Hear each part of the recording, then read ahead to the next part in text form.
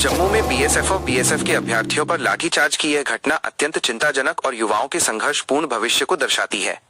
शांतिपूर्ण तरीके से अपनी मांगों को रखना हर नागरिक का लोकतांत्रिक अधिकार है और जब नौकरी की तलाश में जुटे युवाओं के साथ ऐसा व्यवहार होता है तो ये कई सामाजिक और प्रशासनिक सवाल खड़े करता है।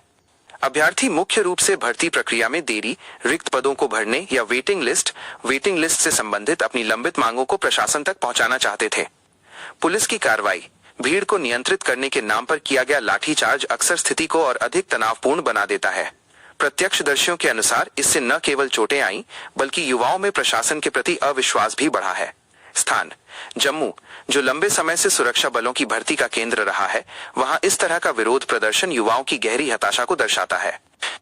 अभ्यर्थी आखिर क्या मांग रहे हैं? यद्यपि विशिष्ट मांगे समय समय पर बदलती रहती हैं, लेकिन जम्मू कश्मीर में बीएसएफ और अन्य अर्धसैनिक बलों के अभ्यर्थियों की अक्सर ये प्रमुख चिंताएं रहती हैं।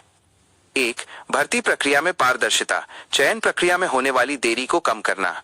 2.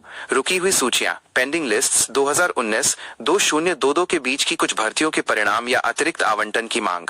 3. आयु सीमा में छूट, कोरोना काल या प्रशासनिक कारणों से हुई देरी के कारण कई अभ्यर्थी ओवरएज हो गए हैं, जिसके लिए वे रियायत मांग रहे हैं। सामाजिक और मानसिक प्रभाव, इस प्रकार की घटनाएं केवल शारीरिक चोट तक सीमित नहीं रहती। जब एक अभ्यर्थी सालों तक कड़ी मेहनत करता है और अंत में उसे अपनी जायज मांगों के लिए सड़कों पर लाठियां खानी पड़ती हैं, तो इसका उसके मानसिक स्वास्थ्य और देश की व्यवस्था पर भरोसे पर गहरा नकारात्मक प्रभाव पड़ता है।